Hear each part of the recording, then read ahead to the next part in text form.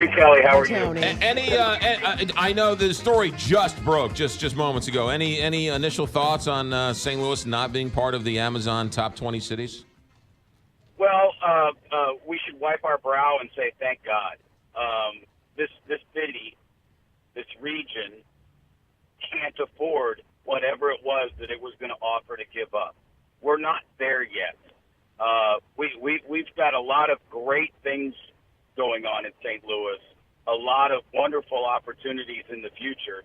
But until we use the momentum that we have to focus on fixing our broken government structures and uniting, like some of those cities that are on the top 20 list, so that they can compete with one voice, until we do that, we're not going to be on anybody's top 20 for this sort of list. So let's use it as an opportunity to say, let's unite St. Louis. Let's get together, city and county.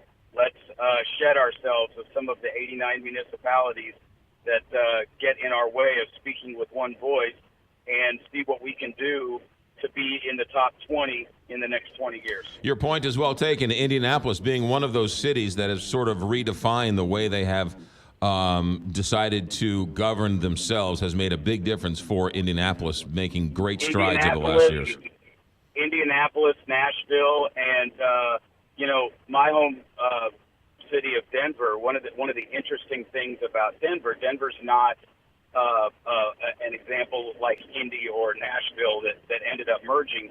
But what Denver does well is it has a 5-county area in its metro area that cooperates. They have a 5-county metro district. They have a 5-county arts district. They have a 5-county stadium district. So all of the things that St. Louis struggles with, the exact same issues, stadiums, transit, funding for arts and parks and those sorts of things, are done in a much more regional fashion, definitely in the 3 cities that I just mentioned, and probably in most of those cities that are in the top 20. And that makes a big difference. Yeah. Your article about the privatization of Lambert Airport, it seems like, is this starting to heat up again? Well, it's starting to heat up, but it's completely heating up in secret. And that was the point of my column, is I still don't have a firm opinion on whether or not privatization of the airport is worthy of even discussing. But I've got a very firm opinion on the fact that the way that it's being discussed in St. Louis right now is an example of everything that is wrong with our broken government structure and our concept of open government here in St. Louis. There has not been a single public meeting in the Board of Aldermen or the Airport Commission to approach this simple topic. Why should we privatize, and why, if should we, is it a good idea? There's been none of that, and yet a city committee met yesterday to possibly award a request for proposal to the company that's going to advise us on whether or not this idea of selling our city's biggest asset is a good idea. And yet we haven't had any public discussion about it. The aldermen are in the dark. The city is in the dark. And the only thing we know is that one man, Rex Sinquefield, the most prolific political donor in the state and in the city, is running the entire operation. We know that for a fact because it's in the contract that the city signed with him to start this process. He's paying for it. He's running it. And so we have a private interest completely running the government process right now to consider whether or not to sell our major city asset. That's just bad government, whether you think privatization might be a good idea or not. All right, let me ask you this question, Tony, because it is very convoluted and there are a lot of tentacles to it, and we are still trying to figure out exactly what this all means.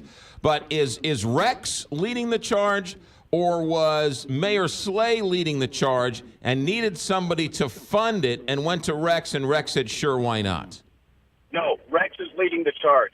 Rex proposed this back when he first started talking about getting rid of the earnings tax. My former colleague, Virginia Young, wrote about this years ago.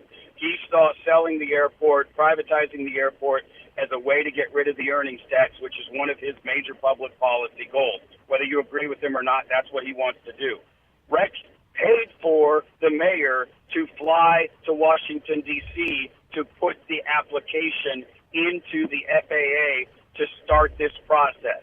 He's paying for all of this with no transparency. We have no idea how much he's spending, how he's doing it. The government has just ceded to him in a contract that says, I'll pay for this, I'll get the ball rolling, and then we'll see what happens later. And by the way, that contract says that taxpayers might be on the hook to pay Rex back his money if the privatization ever happens. How much money and being spent on what?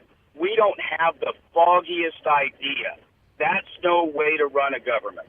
Is it too early to have these meetings, or is now, I mean, I get your point, but if they're still trying to figure out the process, is it too early to have these meetings?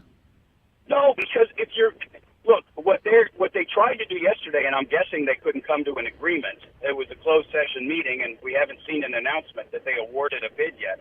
But what they did yesterday was they tried to decide which private advisor is going to get the bid that is ultimately going to help us decide how to privatize. And the nature of that bid, the way it was written, says that that company only gets paid if the airport's privatized. So think about this. You just paid an advisor, a consultant, who's supposed to give you their best professional advice. But you told that consultant, I'm only going to pay you if your answer is A out of A, B, and C.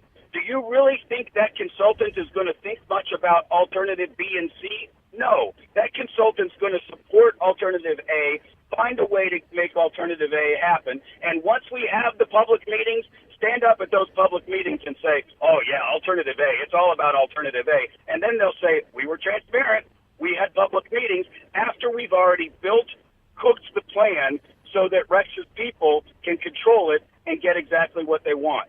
That's what's going on right now. And so it is not premature. It's never premature for the Board of Aldermen to say, wait a minute, Mayor Cruzen, I understand Mayor Cruzen didn't start this process. Mayor Slay did, along with Rex Sinquefield.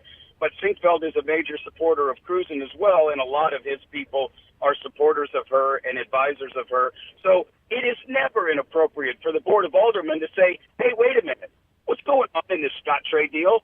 What's going on in this sell the airport deal? What's going on with X, Y, or Z? The Board of Aldermen is completely clueless as to what's going on, and that's not just on Rex or the mayor, that's on the board. Well, the yeah. president of the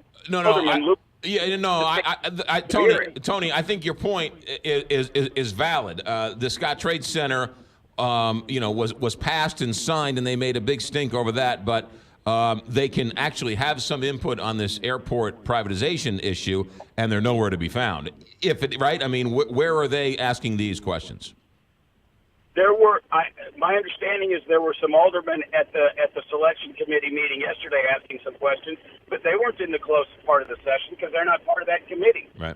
They're starting to ask now because, like everybody else who's starting to hear about it, they read my column yesterday, they're saying, oh my gosh, wait a minute, this thing's really moving down the train. We need to get in front of it and figure out whether or not this is a good idea at all. Tony Messenger, never a dull moment around here. Thanks for checking in. Have a good day, and we'll talk to you soon. Tony Messenger with us Tuesdays and Thursdays, and STLtoday.com.